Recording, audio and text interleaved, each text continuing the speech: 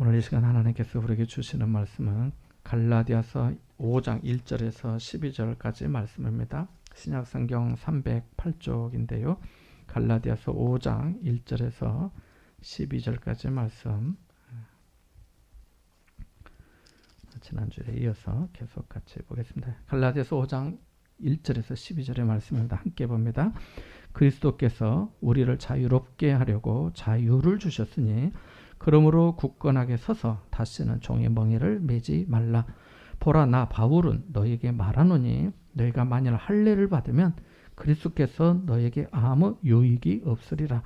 내가 할례를 받는 각 사람에게 다시 증언하노니 그는 율법 전체를 행할 의무를 가진 자라.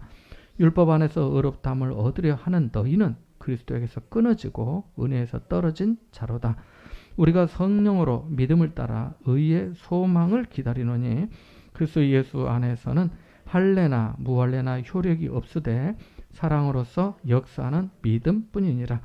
너희가 다름질을 잘 하더니 누가 너희를 막아 진리를 순종하지 못하게 하더냐. 그 권면은 너희를 부르신 이에게서 난 것이 아니니라. 나는 너희가 아무 다른 마음을 품지 아니할 줄을 주 안에서 확신하노라. 그러나 너희를 요동하게 하는 자는 누구든지 심판을 받으리라. 형제들아, 내가 지금까지 할례를 전한다면 어찌하여 지금까지 박해를 받으리요. 그리하였으면 십자가에 걸릴 돌이 제거되었으리니 너희를 어지럽게 하는 자들은 스스로 베어버리기를 원하노라. 아멘. 이스라엘 사람들이 애굽에서 나와서 광야 생활을 할 때요, 하나님의 속을 무척 썩였습니다. 그들은 말과 행동으로 여러 가지 못된 짓을 했습니다. 물론 잘한 것도 있습니다. 홍해를 건넌 후에 하나님을 찬양한 것이나 또 성막을 지을 때 자원하에서 많은 헌물을 바친 것 등은 아주 잘한 일입니다. 그러나 하나님을 모독한 말과 행동도 많았습니다. 악한 행동의 예로 모세가 시내산에 율법을 받으러 올라간 동안 아래에서 금송아지를 만든 것이나 미디안 사람들의 유혹에 빠져 그들 우상 숭배에 참여하고 또 그 여인들과 음행한 것 등을 들 수도 있습니다. 말로 지은 죄도 많았습니다. 그런데 그들이 말로 지은 죄가 주로 무슨 말인지 아십니까? 하나님을 원망하는 말이었습니다. 하나님을 원망하는 게 얼마나 큰 죄일까요? 바울은 고린도전서 10장에서 이스라엘 사람들이 광야에서 지은 죄를 4가지를 들고 언급하고 있는데요. 첫 번째는 우상숭배, 두 번째는 음행, 그리고 하나님을 시험한 것, 그리고 4번째가 원망입니다. 하나님을 원망한 것은 이스라엘 백성들이 광야 생활에서 지은 가장 큰 죄 중에 하나인 것이죠. 원망이 이렇게 무서운 죄입니다. 그런데 그들이 원망한 말 중에 가장 하나님의 귀에 거슬린 게 무엇이었을까요? 객관적으로 예를 드릴 테니까 한번 골라 보시겠습니까? 제가 예를 들면 앞에 계신 권사님께서 1부에 의해서 2부도 답을 말씀해 주실 것 같아요. 자, 1번, 목말라 죽겠다. 우리에게 마실 물을 달라. 누구 목말라 죽는 꼴 보려고 이러느냐. 2번, 고기 맛본 지가 언제인지 모르겠다. 애굽에서는 맛있는 거 실컷 먹었는데 여기서는 뭐냐? 고기에 좋은 음식을 달라. 3번, 이렇게 해서 어느 세월에 가나안 땅에 들어가겠나? 우리는 절대 그 땅 차지하지 못해. 차라리 애굽으로 돌아가는 게 낫겠다. 이 3가지는 각각 이런 모습입니다. 대답은 각자 해보시고요. 1번은 단순히 지금 생활이 괴롭다는 원망입니다. 목말라 죽겠다는 거예요. 목말라 죽겠다는 거. 2번은 애굽에서 지내던 것과 비교하며 원망하는 것입니다. 애굽에서는 잘 먹었는데 여기서는 뭐야 이거죠. 3번은 아예 애굽으로 돌아가자는 것입니다. 우리라면 그냥 원망하는 것과 다른 것과 비교하며 원망하는 것 중에 어느 것이 더 우리가 듣는 입장이라면 기분이 나쁠까요? 비교하며 원망하는 거지요. 그렇다면 하나님처럼 영광스러우신 분이 당신의 인도하심을 애굽 생활과 비교하면 얼마나 기분이 나쁘시겠습니까? 그러면 비교하며 원망하는 것과 아예 돌아가자고 하는 것 중에 어느 것이 더 기분이 나쁠까요? 돌아가자고 하는 거죠. 생각해 보십시오. 특별한 은혜를 베풀어서 여기까지 인도해 주었는데 기껏 한다는 소리가 다시 애굽으로 돌아가자는 것이라면 얼마나 불쾌하겠습니까? 그렇다면 예수님이 우리를 보실 때 가장 마음 상하는 일은 어떤 것이겠습니까? 자꾸 실수하는 것이겠습니까? 혹시 기도를 들어주지 않으신다고 원망하는 것이겠습니까? 아니면 옛날이 좋았다고 하면서 주님을 떠나 죄악의 길로 되돌아가는 것이겠습니까? 되돌아가는 것이지요. 이것은 이스라엘 사람들이 애굽으로 되돌아가는 모습과 같습니다. 오늘 본문은 복음을 믿다가 율법주의에 빠지는 것이 바로 이런 것과 같다고 하면서 절대 율법주의에 빠지지 말라고 구원하는 말씀입니다. 복음을 받기 전까지 사람들은 누구나 율법주의에 빠져 있었습니다.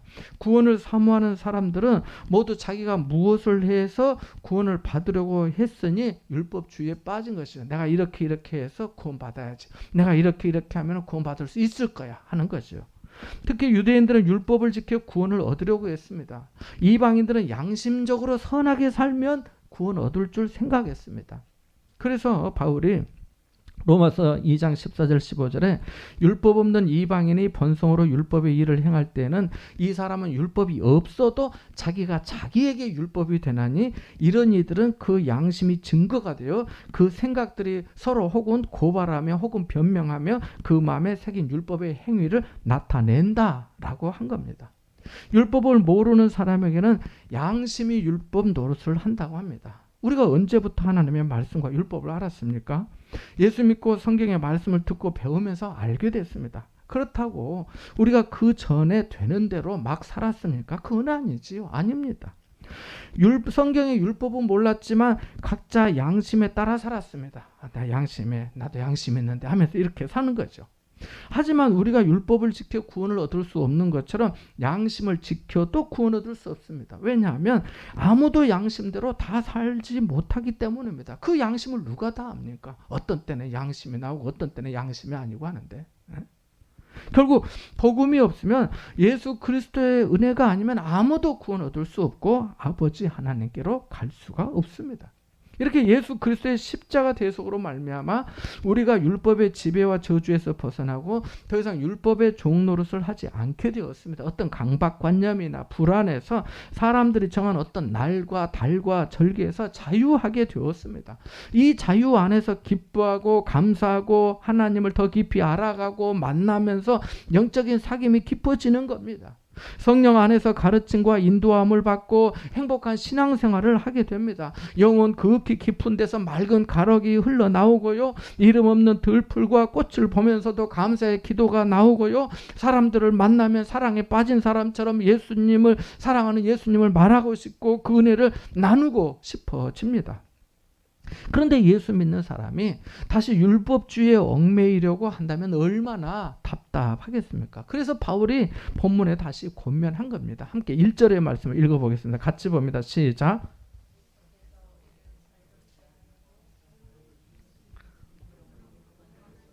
다시는 종의 멍에를 매지 말라. 아멘.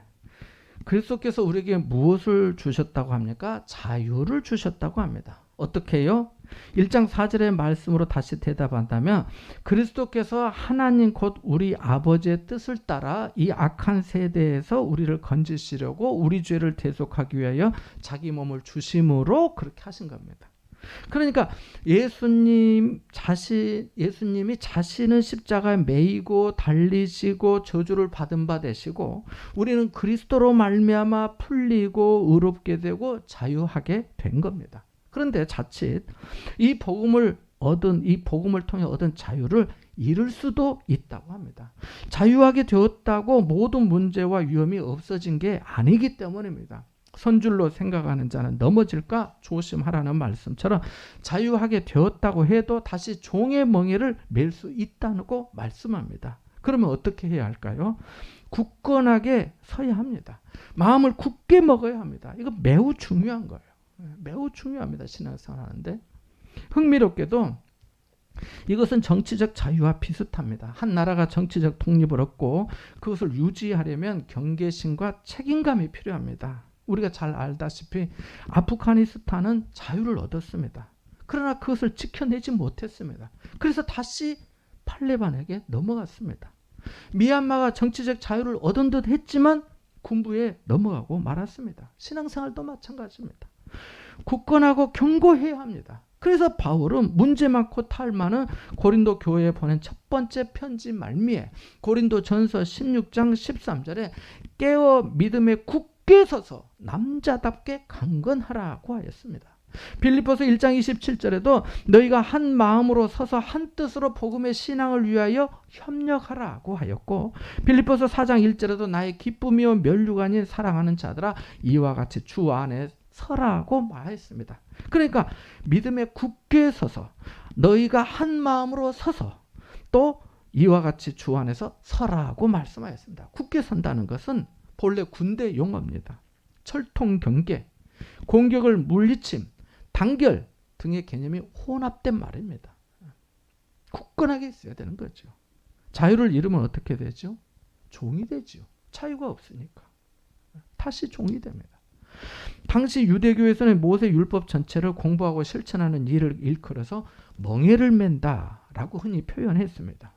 예수님은 바리새인들과 율법 교사들이 이 멍에로 사람들을 속박한다고 보셨습니다. 그 짐이 무거운 줄 아셨기 때문에 수고하고 무거운 짐진 자들아 다 내게로 오라. 내가 너희를 쉬게 하리라. 나는 마음이 온유하고 겸손하니 나의 멍에를 메고 내게 배우라. 그리하면 너희 마음이 쉼을 얻으리니 이는 내 멍에는 쉽고 내 집은 가볍다라고 말씀하신 겁니다. 율법과 바리새인들의 짐은 무겁고 어려웠지만은 예수님께서 말씀하신 것은 쉽고 가볍다고 말씀하고 계십니다.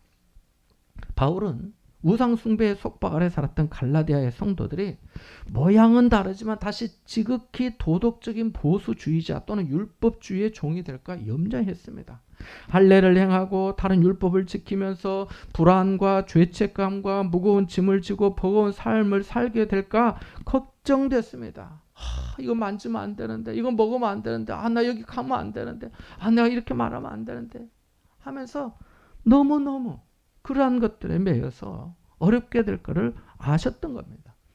그렇게 되면 자신이 충분히 잘하고 있는지 확신할 길이 없고, 이전처럼 뭐 좀 하는 것 같으면 교만해지고, 자신이나 사람들의 기준에 미치지 못하면 불안해하고 죄책감과 좌절감에 빠지면서 과민하고 낙심하게 될 것을 바울이 알았기 때문입니다. 이제 갈라디아의 성도들은 둘 중에 하나를 선택해야 합니다. 예수 그리스도를 보배로 삼아 그분께 용서와 만족을 얻을 것인지, 아니면 율법을 준수하고 할례를 의지할 것인지 택해야 했습니다. 유대인 거짓 선생들은 할례를 받지 않고 율법을 지키지 않으면 구원을 받을 수 없다라고 하였고, 바울은 할례를 받고 율법을 지켜 구원을 얻으려고 하면 구원 얻을 수 없다라고 반박했기 때문입니다. 그러면서 한 말이 2절의 하반절입니다. 그리스도께서 너희에게 아무 유익이 없으리라. 그렇게 한다면 그렇다는 거죠. 율법을 따라서 그렇게 하려고 한다면 그리스도는 의미가 없다는 거예요. 사실 이 내용은 갈라디아의 성도들에게 처음 한 말이 아닙니다. 다른 성경은 다 내려놓고 갈라디아서의 말씀만 볼 것 같으면 앞으로 넘어가서 이렇게 다시 한번 우리가 살펴본다면은 갈라디아서 1장 4절도 그렇고요. 갈라디아서 1장 11절 12절에도 자신이 받은 복음이 오직 예수 그리스도의 계시로 된 것이라고 하였고, 2장 16절에도 사람이 의롭게 되는 것은 율법의 행위로 말미암음이 아니요 오직 예수 그리스도를 믿음으로 말미암는 줄 알므로 우리도 그리스도 예수를 믿나니 이는 우리가 율법의 행위로서가 아니고 그리스도를 믿음으로써 의롭다함을 얻으려 함이라고 하였고, 3장 1절에서는 예수 그리스도께서 십자가에 못 박히신 것이 너희 눈앞에 밝히 보이거늘 누가 너희를 꾀드냐고 하였고, 3장 14절에 그리스도 예수 안에서 아브라함의 복이 이방인에게 미치게 하고 또 우리로 하여금 믿음으로 말미암아 성령의 약속을 받게 하려 함이라. 3장 26절에는 너희가 다 믿음으로 말미암아 그리스도 예수 안에서 하나님의 아들이 되었다고 하였고, 4장 19절에는 너희 속에 그리스도의 형상을 이루기까지라고 하였고, 2장 20절에서는 내가 그리스도와 함께 십자가에 못 박혔나니 그런즉 이제는 내가 사는 것이 아니요 오직 내 안에 그리스도께서 사시는 것이라 라고 하였기 때문입니다. 그러니까 할례와 율법을 의지한다면 그리스도는 아무 소용도 유익도 없게 되고 그리스도의 형상을 이루지 못한다는 겁니다. 성령의 역사가 아니라 육체적인 행위에 의존하게 됩니다.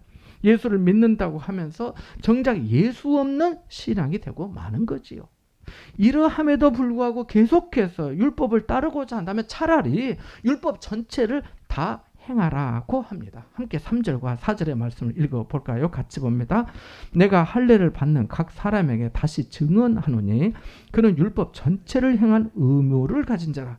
율법 안에서 의롭다함을 얻으려 하는 너희는 그리스도에게서 끊어지고 은혜에서 떨어진 자로다. 아멘. 바울은 이 편지에서 처음으로 할례와 독자의 상황을 직접 연결해서 얘기합니다. 1장에서 시작할 때는 그리스도께 받은 복음을 내가 전한 복음이라고 하고, 유대인 거짓 선생들이 전한 복음을 다른 복음이라고 하고, 성령과 율법, 믿음과 행위, 무할례자와 할례자, 약속의 자녀와 종의 자녀 이렇게 했는데, 여기 3절에서는 내가 할례를 받는 각 사람에게 라고 특정하여 말합니다. 할례 받은 각 사람들, 당신들 이런 뜻이에요. 그리고 율법으로 의롭다함을 받으려 하면은 모든 율법을 지키라고 합니다. 그 할례 그 규정으로 그렇게 했으니까 그럼 다른 것도 다 지켜야 될 거 아니냐? 다 지켜라고 말하는 거예요. 자, 그런데 누가 율법을 다 지킬 수 있습니까? 율법주의자가 되면 행복해집니까? 이스라엘 사람들의 예굽으로 돌아가 종살이를 하면 행복해집니까? 우리가 복음을 떠나 다시 율법주의로 돌아가면 행복해집니까? 아니지요. 율법주의자가 되면 3장 10절의 말씀처럼 모든 일에 율법을 항상 행하지 아니하면 저주를 받습니다. 그 저주가 무서워서 매일 떨면서 율법의 계명 하나하나를 붙들고 살아야 합니다. 이러면 안 되는데 내가 이것도 못했는데 이제 어떡하지? 하면서 말입니다. 율법을 지켜 위로를 받으려고 하면 할수록 오히려 더 정죄를 받습니다. 못 지킨 율법이 지키는 율법보다 훨씬 더 많기 때문입니다. 이렇게 율법 안에서 의롭다함을 얻으려 하면 결국 그리스도에게서 끊어지고 은혜에서 떨어지게 됩니다. 거저 주시는 은혜의 선물을 외면하고 내 힘으로 자력으로 구원을 이루려 하기 때문입니다. 사실 이러한 사람은 그리스도의 은혜를 의지한 적도 없다고 볼 수 있습니다. 다 자기가 한 거니까. 자기의 업적을 의지하고 자랑하기 때문에. 만일 우리가 예배 시간에 잘 참석한다고 자랑하면은 새벽 기도에 수요 예배도 일체 결석이나 지각이 없어야 하고요. 졸지 않아야 하고요. 딴 생각하지 않아야 하고요. 정자세로 집중해서 예배를 해야 합니다. 그런데 이렇게 반듯하게 있어도 그가 무슨 생각하고 있는지 어찌합니까? 만일 교회 집사, 권사, 장로의 직분을 자랑한다면 자신이 다른 사람보다 우월하다는 생각을 하고 있는 거 아니겠습니까? 내가 교회 뭔데 하는 거 말입니다. 그렇다면 그 직분에 맞는 모든 사명을 다 해야 할 의무에 얽매이게 됩니다. 안 그러면 지옥문이 눈에 보이거든요. 율법의 정죄를 받으니까요. 무슨 직분이 있기 때문에 더 우월하고 훌륭한 직분을 가졌다고 자랑할 수 있는 게 아닙니다. 자랑하는 자는 주 안에서 자랑하라고 하신 것처럼 그리스도의 은혜를 자랑해야 합니다. 뭔가를 했고 또 무슨 일을 할 수 있다면 그것까지도 그리스도의 은혜를 의지하는 거지요. 그래야 어떤 일에도 정죄당하지 않고 내가 평강해요. 평강 속에 은혜 속에 살 수 있는 겁니다. 자, 이렇게 할례를 행하고 율법 안에서 의롭다함을 받으려 하는 사람이 있는 반면에 다른 유형의 성도, 우리가 받은 은혜가 무엇인지, 우리가 기다리는 소망과 삶의 내용이 무엇이어야 하는지도 말씀합니다. 함께 5절과 6절의 말씀을 읽어보겠습니다. 같이 봅니다. 우리가 성령으로 믿음을 따라 의의 소망을 기다리노니 그리스도 예수 안에서는 할례나 무할례나 효력이 없으되 사랑으로서 역사하는 믿음뿐이니라. 아멘. 밑줄을 쫙 그어놓으십시오. 바울은 육체를 자랑하고 율법 안에서 의롭다함을 얻으려고 몸부림치지 말고 오직 그냥 의의 소망을 기다리자고 합니다. 여기 소망은 내일 날씨가 좋으면 좋겠다 그런 정도의 소망이 아닙니다. 오늘 날씨 좀 좋은데요. 내일 또 날씨가 좋으면 좋겠다. 이건 내일 날씨가 좋을 수도 있고 안 좋을 수도 있어요. 그잖아요. 오늘 아침에 뉴스 보니까 저 아라비아 남단에 있는 오만이라는 나라에 비가 왔는데요. 하룻밤에 비가 왔는데 세상에 그 나라에 3년치 올 비가 하룻밤에 와버렸대. 3년치 강수량에 맞먹는 정도의 비가 하룻밤에 왔대요. 어마어마한 것 아니겠습니까? 우리는 몰라요. 내일 일을 몰라요. 내일 날씨를 몰라요. 그런데 여기서 말하는 우리가 가진 의의 소망을 기다리자고 얘기하는데 이 소망은 내일 날씨가 좋을 수도 있고 안 좋을 수도 있고 하는 이런 정도의 소망을 말하는 게 아니에요. 확실한 증거에 대한 소망을 의미합니다. 히브리서 11장 1절에 말씀하지요. 믿음은 바라는 것들의 실상이요 보이지 않는 것들의 증거다라고 하는 그 말씀과 같은 의미예요. 그래서 불안하지 않습니다. 율법을 지키면서 내가 이 정도면 될 수 있을까? 하나님이 안 받아주시면 어쩌지? 하는 불안과 염려가 없습니다. 이것도 우리의 의지에서 되는 게 아니에요. 그래서 성경을 자세히 보시면 성령으로 믿음을 따라 라고 말씀하고 있는 겁니다. 성령으로 믿음을 따라. 성령 안에서 믿음으로 그저 기다리면 되는 거예요. 이사야 25장 9절에 우리가 그를 기다렸으니 그가 우리를 구원하시리로다. 이는 여호와시라고 하는 말씀처럼 성령으로 믿음을 따라 기다리는 사람이 의의 소망, 의롭다 여김을 받는 구원을 얻게 되는 거라는 겁니다. 믿는 사람은 이 소망으로 삽니다. 로마서 8장 24절에 우리가 소망으로 구원을 얻었음에 보이는 소망이 아니니 보는 것을 누가 바라리요? 만일 우리가 보지 못하는 것을 바라면 참음으로 기다릴지니라 라고 하였습니다. 로마서 5장 5절에도 소망이 우리를 부끄럽게 하지 아니함은 우리에게 주신 성령으로 말미암아 하나님의 사랑이 우리 마음에 부음바 됨이라고 하였습니다. 할렐루야. 우리에게 주시는 하나님의 은혜는 불안정한 은혜가 아닙니다. 있을지 없을지 모르는 천국이 아니에요. 오실지 안 오실지 모르는 주님의 재림이 아닙니다. 운명에 따라 갈 수도 있고 못 갈 수 있는 그런 미신적인 믿음이 아닙니다. 우리의 소망은 하늘로부터 온 선물이고 예수 그리스도의 은혜로 주어진 것이며 성령께서 굳게 붙들고 허락해 주신 믿음의 소망입니다. 그래서 의의 소망입니다. 불로 연단하여도 없어질 금보다 더 귀하여 예수 그리스도께서 나타나실 때 칭찬과 영광과 존귀를 얻게 할 소망인 줄 믿으시기 바랍니다. 여러분, 우리는 지금 하나님의 사랑과 존중을 받고 있습니다. 믿음과 성령의 역사로 말미암아 이 확실한 영광과 소망을 기다립니다. 그래서 우리는 기뻐해야 합니다. 그리스도 안에서 주어진 모든 것을 간절하고 뜨겁게 즐거워해야 합니다. 그분을 높이고 그분을 바라보고 그분을 찾고 묵상하면서 이에 합당하게 살아야 합니다. 그리스도 안에서 무엇을 받았는지를 수시로 생각해야 합니다. 그래야 마음이 뭉클해지고 벅차고 감사의 눈물도 때로 나오거든요. 그래서 바울은 아예 단정합니다. 할례나 무할례 효력이 없다라고 말입니다. 아시다시피 바울 자신도 유대인으로 난 지 8일 만에 할례를 받은 사람이면서도 그리스도 은혜로 말미암아 아브라함의 복을 유업으로 받고 성령의 약속을 받았으니 할례나 무할례가 다 필요 없다고 합니다. 쓸모없다는 거예요. 힘을 쓰지 못한다는 거예요. 도덕적 노력도 도덕적 실패도 소용없다는 겁니다. 왜냐하면 우리는 그리스도께서 이루신 일을 통해 우리의 장래가 이미 확정되었기 때문입니다. 이런 말이에요. 내 행위가 선하다 해서 하나님과의 관계가 바르게 되지도 않고 행위가 악하다 해서 내가 정말 더 이뤄지고 절망적인 상태가 되지도 않습니다. 나는 본래 망할 수밖에 없는 죄인이지만 예수 그리스도의 은혜와 사랑으로 살게 되었습니다. 오직 나는 그분만을 의지합니다. 내 모든 지금의 환경도 하나님이 나를 사랑하셔서 나를 잘되게 하시려고 하시는 계획인 줄 믿습니다. 하나님을 사랑하는 자 곧 그의 뜻대로 부르심을 입은 자들에게는 모든 것이 합력하여 선을 이룬다고 말씀하셨으니까요. 이런 뜻이에요. 할례를 어쩌면 영적 성공이라 할 수도 있을 겁니다. 무할례를 영적 실패라고 할 수도 있을 거예요.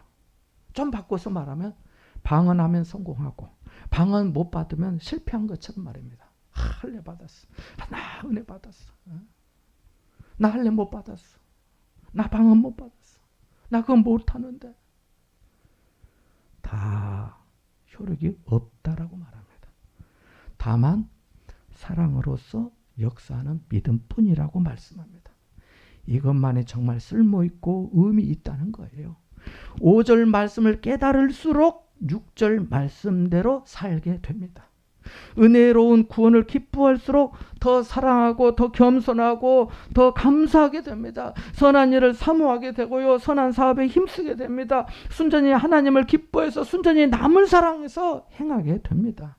우리는 거래적인 생활에 익숙해져 있다 보니까 저 사람이 내게 해준 것도 없는데 내가 뭘 그렇게까지 해야 하느냐고 할 때가 있는데 사랑으로 역사하는 믿음은 어떤 대가나 보상을 바라지 않고 마치 무익한 존재임에도 내 자신을 사랑하여 구원해 주신 예수님처럼 또는 강도 만난 사람을 돕고 섬겼던 그 사마리아 사람처럼 하나님께 받은 은혜와 사랑에 감사하여서 그 사랑을 타인에게 흘려보내는 거예요. 내가 좋아서 내가 사랑해서 했는데 무슨 뭘 자랑할 게 어디 있어요. 여러분이 그러하신 것처럼 저도 하나님의 은혜에 소스라치게 놀랄 때가 자주 있곤 하는데요. 예전에 이런 경험이 있습니다. 어떤 목사님 부부를 통해 알게 된 여집사님이 계십니다. 이분이 농사를 하시는데 연락이 왔어요. 저는 그때까지 이분을 직접 만난 적도 전혀 없고 연락만 몇 번 주고받은 게 전부입니다. 그때도 지금처럼 가을이었는데 주변에 어려운 목사님들 10분을 알려달라는 겁니다. 왜요 집사님? 하고 물어봤더니 자신이 농사지어서 햅쌀을 보내고 싶다는 거예요. 그 연락을 받고 숲이 바람에 흔들림같이 제 마음이 감동이 되었습니다. 어떻게 이런 일이 있을 수 있을까? 어떻게 그분 마음에 이름 없이 빛도 없이 그렇게 할 수 있나 하는 마음이 들었습니다. 그렇게 10분의 목사님의 주소를 보내드렸더니 또 말씀해 달라고 하시는 거예요. 어떤 분은 그 정도 못하겠습니까? 하려면 나도 할 수 있겠습니다. 이렇게 생각할 수 있을지도 모르겠지만요.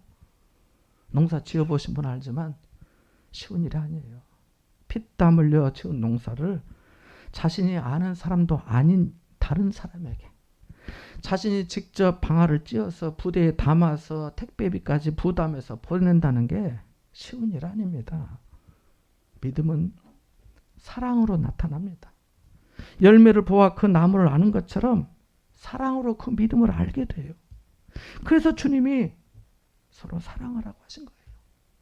그해 10분의 목사님들이 큰 사랑과 격려를 받고 주님께 감사를 드렸답니다. 사랑하는 여러분, 예수 믿으면 확실한 소망이 생기고 거기서 남을 향한 사랑이 흘러나옵니다. 마음껏 다른 사람을 사랑하고 상대방의 유익을 구하게 됩니다. 만일 사랑이 메마르거나 식어질 경우는 그 원인은 우리가 믿음으로 소망을 바라보지 않기 때문입니다. 사랑이 고갈된 때는 사랑하려고 더 애쓸 것이 아니라 예수 그리스도를 바라보아야 합니다. 그것이 문제 해결의 방법입니다. 본문 7절에 보면은 갈라디아의 성도들도 처음에 사랑으로서 역사하는 믿음이 있었습니다. 자유하고 기쁘고 행복했습니다. 겸손하고 감사했습니다. 자원하여 섬겼습니다. 4장에 보면 자기 눈이라도 빼어줄 정도였다고 하니까요. 그렇게 신앙의 다름질을 잘 하였습니다. 그런데 거짓 선생들이 막았습니다. 그들의 미혹에 빠진 거예요. 거짓 선생들의 교훈이 누룩처럼 퍼졌고 요동하게 되었던 겁니다. 요동케 하는 사람은 심판을 받게 되어 있습니다. 사랑이 믿음입니다. 하나님을 사랑하고 이웃을 자신처럼 사랑합니다. 지난주일 교회 생일이었는데요. 지금까지 인도해 주신 하나님의 은혜에 얼마나 감사한지 하나님께 감사드리고, 또한 그간의 많은 어려움에도 잘 다름질해 주신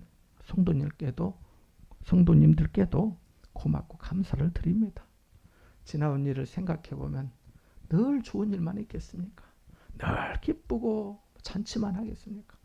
아플 때도 있고 눈물 흘릴 때도 있고 말할 수 없어서 속이 상할 때도 있고 왜 없겠습니까? 그래도 하나님의 은혜 가운데 여기까지 인도해 주시고 잘 다름질해 주신 여러분들께 감사를 드립니다. 모든 것이 하나님의 은혜였고 앞으로도 은혜교회가 성령으로 믿음을 따라 의의 소망을 기다리며 사는 동안 사랑으로서 역사하는 믿음이 더욱 충만해지기를 바랍니다. 이러한 은혜를 사모하며 끝까지 굳건하게 서서 승리하는 복된 여러분 되시기를 주님의 이름으로 축원합니다. 잠시 말씀을 묵상하겠습니다.